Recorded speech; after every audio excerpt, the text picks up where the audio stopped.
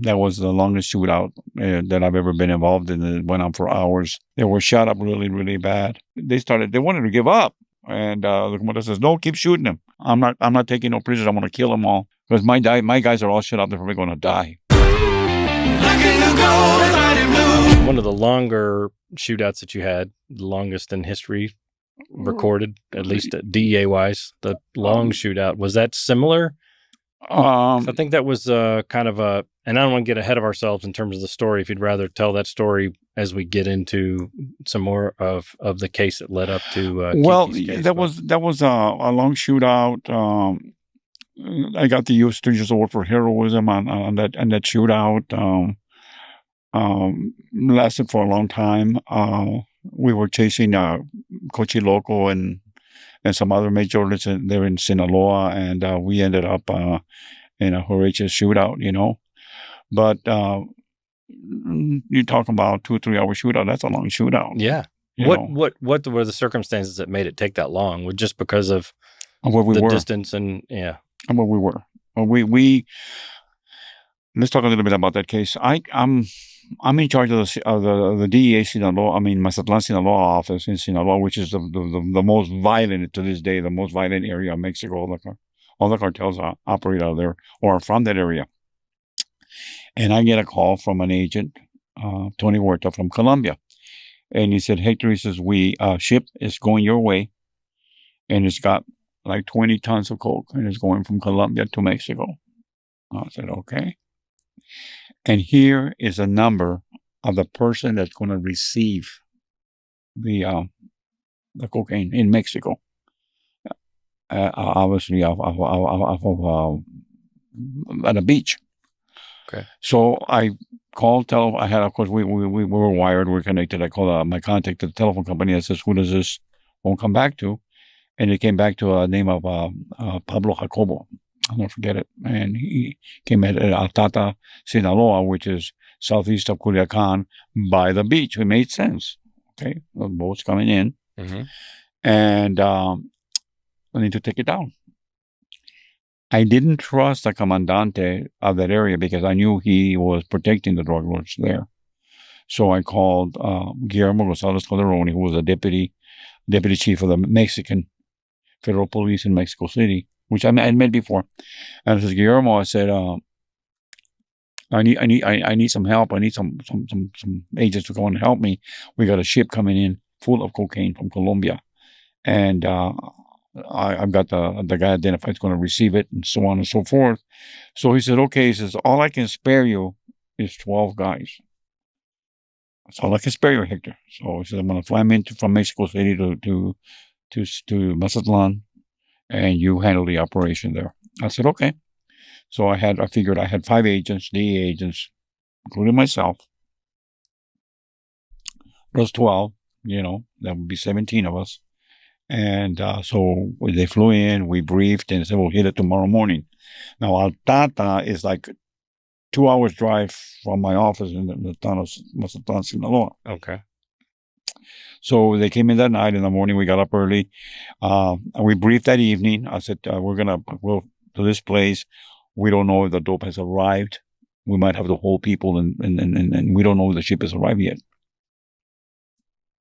We just have to play it by ear. We're going to have to arrest some folks and just hold off. And when the ship gets here, we're going to have to take it down. They go, okay. So next morning, we head out. I think we had like 5 or 6 cars and 3 or 4 agents in each car, Mexican agents and DEA agents. And we drive to Altata. It turns out that the address is not a house. It's a little store. But it's one of those little Mexican stores that have dirt floors, and they sell this cokes, and they don't even have it under ice. I mean, they call it sodas al tiempo, sodas at room temperature, al tiempo, So it turns out to be one of those little bars. So I kind of left. It was a little town, so I left most of the agents outside. The comandante, myself, and other 3 agents, we drove in to kind of spot it. We didn't even want to drive in with all these cars, and we were going to be basically identified as law enforcement made. So we drove in, and we kind of looked at around. This is a little store. I said, okay, let's go in and ask for Pablo Jacobo. and we'll take him down ourselves. And then we'll find out what's going on with the ship. So we walk in, and there's nobody there. It's just this one guy behind, like a little whatever we call it, shelf or whatever it is.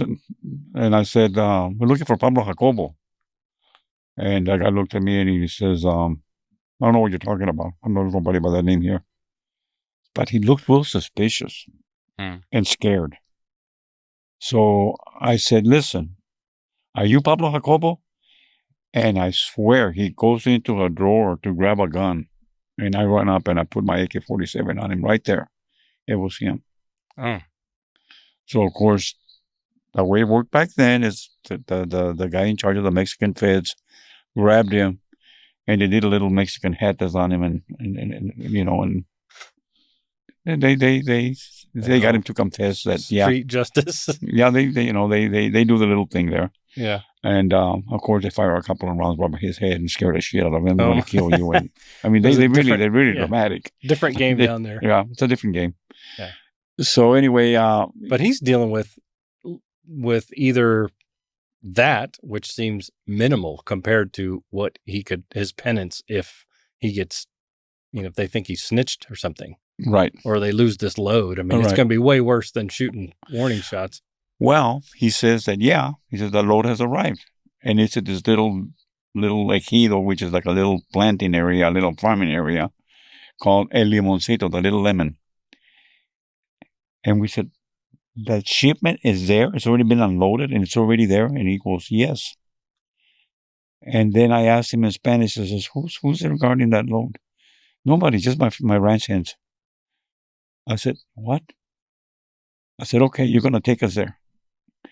And we're going to take it down. I told him. I said, you are going to be, my shield. If you're lying to me and you're setting us up for an ambush, you're going to die. Because if they don't kill you by being in front of me, I'll shoot you in the back of your head, I told him. So let's go. So we went. We went and got the rest of the troops, and we went, and he led us. And there's only one way in. It's a quarter mile, just one went in. I sent agents to surveil all around to see how we're going to take it down. And they said, boss, it's all surrounded by cornfields. And there's only one way in. I said, oh, wow. A tactical nightmare. It's a nightmare. I thought, man. So I looked at the jefe de grupo, which was the group supervisor of the MHAP. And it was Rivera. I said, what do you think? Should we take it down or what? And he says, well, I don't know. It's up to you. It's pretty dangerous because if they ambush us, they're going to hit us from all over. They've got to have protection. A big load like this, Hector, he says. I said, well, we either take it down or I said, we pretend we never found it and go have a drink somewhere and go get drunk with the guys. That's a lot to ignore. And I remember he told me, he says, you're shot. I said, I know what we're going to do. He says, what? We're going to call the police on these guys. And he looked at me and he says, we are the police. And I said, I know. I'm just kidding with you. So I told all my guys, put all your bulletproof vests on. We're going to go in. We're going to see what we can do here and get ready to be ambushed. We're probably going to drive into an ambush. And sure, we did.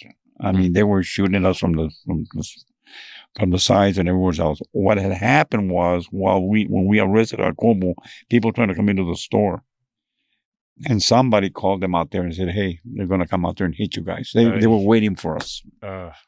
So that was the longest shootout that I've ever been involved in. It went on for hours. We had people that were shot up bad. I had 5 or 6 MFGPs that were shot up really, really bad. I remember that when we were driving, all I heard was the windshield of the car, because we were up front, blown off. How I got out of that car, I don't know, because I wasn't driving. I was a passenger up front. And we had Jacobo actually in the back seat, the guy that led us there. I remember that I opened the door and I threw myself out of the car. And the car was being riddled by machine gun fire that I was in. And I remember that I crawled to a water trough. And I crawled over there, and I could hear them shooting at me. and I could feel that the bullets were hitting the cement water trough. And I was laying there behind it. I was afraid to even lift my hand. They were going to blow my hand up and lift my head and look up. I just stayed down there. And then one of my other agents crawled right next to me, Saliva. And he says, "Boss, we're going to die here." And I said, "You might die here." He says, "But I'm not. I'm not going to die here." So, you still just armed with pistols at this point, or do you get out with a long gun? By this time, I have AK-47s. We got some automatic weapons that I had been given to by a commandante, and so then as the shooting kind of subsided a little bit, then we started where we were looking, and I could see that a guy from Papa Asylum was shooting right down at us. And we're hiding or keeping our heads down behind that water trough. And I remember yelling, "We got to shoot back." And then I hear agents yelling, "I'm shot, I'm shot." And I could see some of my guys bleeding. Not DEA guys, but MFCP guys bleeding. Yeah.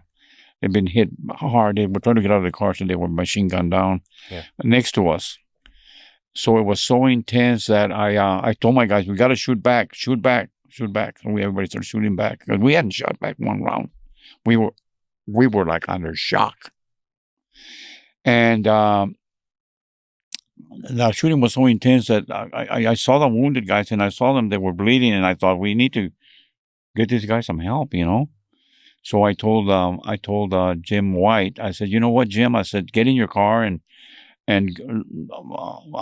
you back it up to the wounded guys." I said, "Because we got to get him out of the line of fire, and I'm going to shoot over the hood of your car, you know, keep him occupied while you." I said, "I'm not going to get in there and drive. I want to get shot." So I said, "Well, lie on the floorboard and try to kind of get the car started and move it back towards where the wounded are."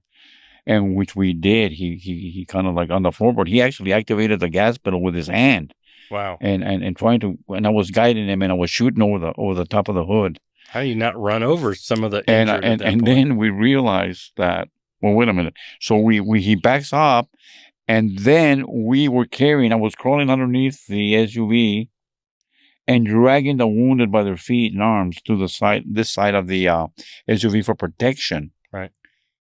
And guess what? Then I realized that the bullets are going through and through.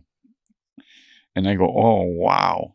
You know, I mean, the bullets were coming in from one side and going out the other side of the SUV. Yeah, ain't no handgun fire there. Yep. So we ended up loading them up. And then I told Jim, "Jump in the car. Let's go. Let's take this. We got to get these guys to the hospital. They're bleeding to death." And so we threw him in the back of the SUV, and then he backs up and he takes off, and then they shoot the whole back of the SUV. They shoot it all up, and they shoot my wounded guys more because they're laying there. And I'm like, "Oh my God," you know. So we finally pulled out of there, and like I said, we drove like a quarter mile on dirt road and finally get on the main highway. And I says, "Go, go, go." And he just says, "Which way do we go?" I said, "I don't know, but just get going this way." Not here. We got to get these guys. I mean, these guys are, I mean, I got with sucking chest wounds and all kinds of stuff. Shut up bad. And they're saying, "Oh, we're going to die, and I'm going to die." And they were praying. I could hear him pray in the back seat and stuff. And so finally I see a taxi cab coming from the other way. And I said, "Pull over, Jim, pull over." I said, "I'm going to stop this taxi cab." So I jump out, and I don't realize that I'm full of blood myself because I've been carrying these guys, loading them up and dragging them, and I'm full of blood. And so I go, "Alto," and I stop the taxi cab driver. And I point my AK-47 at him. The taxi cab driver was so scared, he thought I was going to kill him, that he actually urinated all over himself as he pulled over. And I said, "Listen," I said, "go with that Mex-Fed right there." And Jim is 6'2", blonde hair, blue eyes, and he doesn't look nothing like a Mexican. He says he's a Mex-Fed in Spanish. Take him to the hospital. He's got wounded. And then he goes, "And what about my taxi cab?" He says, "I'm taking your taxi cab. I'm borrowing it. So you go with him and get him to a hospital right away." So I yell at Jim. I says, "He's going to take you to the hospital. I'm going back to the shootout." He says, "You're crazy. You can't go back over there." I said, "I got my men over there, Jim. I can't let him be all shut up to death." Right. He said, but they're going to kill you back there, Hector. And I said, well, if I die, I'm going to die with them. So I drove the taxi cab back. So the firefight is still going on at the ranch house over here, where the coke's at, by the way. We still haven't gotten the coke yet. I mean, we made no arrest. It was still an ongoing shootout. As I pulled in, everybody stopped shooting because they see a taxi cab and everybody's wondering, who's in the taxi cab, right?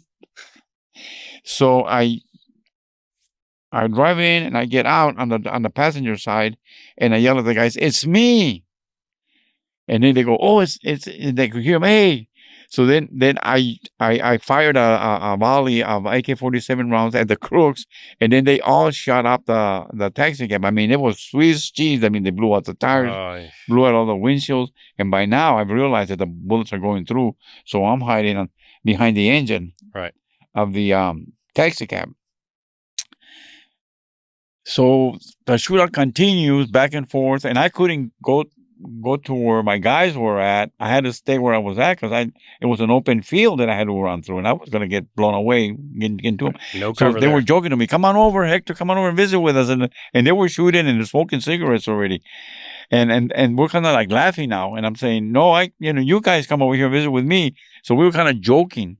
And finally, a contingent of Mexican Army soldiers show up. I guess Jim got to the hospital and he called Mexico City, and they sent soldiers out there to help us. And so when the soldiers get to the Jorge, the head of the group, says they're trying to surrender now because the crooks see that now we have soldiers and everything. They're trying to wave their T-shirts with sticks and stuff like. Wow. And the Jorge goes, "Nope, I'm not taking no prisoners. I'm going to kill them all." Because my guys are all shut up. They're probably going to die. And, well, of course, we had already killed some of them, and they were dead lying on the other side. Okay. So I said, whatever. I said, I'm not going to tell him what to do. It's his country. If he wants to kill them all. And so anyway, the soldiers are not getting off, and they're firing back and everything else. And so I asked the lieutenant of the Army, I said, "You got any grenades?" And he goes, "Yeah, we got some granadas." And I said, "Let me have some." I said, "I'm going to blow him out of there." So I remember that he had a wooden box full of grenades. And so I started throwing grenades that way, but they were too far. I couldn't reach them. They were landing halfway between us and the ranch house. And I'm thinking to myself, well, I'm not going to get closer, So I said, "Lieutenant, do you have an M79 grenade launcher?" And he goes, "What?" But he understood lanzagranadas. And I said, "Yeah, grenade launcher." He said, Yeah. "You know how to use it?" I said, "Yeah, I'm ex-military." There you go. So he goes, "Okay." So then I got the grenade launcher, and that's when finally I started getting them over there where I was blowing part of the buildings and crap. And that's when they wanted to give up. And the commander says, "No, keep shooting them." But finally, journalists started coming in, and people started coming in, reporters and stuff. So we decided we would take some prisoners. Okay. And we of course, we had dead there, and we had prisoners. And the shootout lasted so long that, again, the dead that were there, they were stiff already. I mean, it's rigor mortis that set in because they had been laying there dead. 2 hours. But I remember that when we were rounding everybody up and arresting people there, I remember that there was a guy on top of the silo that was shooting down at me when I was behind that water trough. And I said, "I wonder if he's still up there." So I yell up I go underneath the silo, "Is anybody up there?" And of course, nobody answers me. So I go, brrr, and then like a bird, this guy falls down in the dark, down on the ground, and goes, I've been shot. And I said, "Where you were shot at, dude?" He said, "You shot me in my leg." He goes, and I had shot him in the leg. And I'll never forget, the comandante comes up, or the head of the group comes up and says, "What's the matter with you? Shut up." He said, "No, but I've been shot. It hurts. He says, "It hurts when one gets shot. Understand it, but I want you to shut up because you were trying to shoot him. Yeah. So you're lucky he doesn't blow your head off. If I was him, I would have already executed you," he told him. Just scaring him. But that was a long shootout right there. That's insane.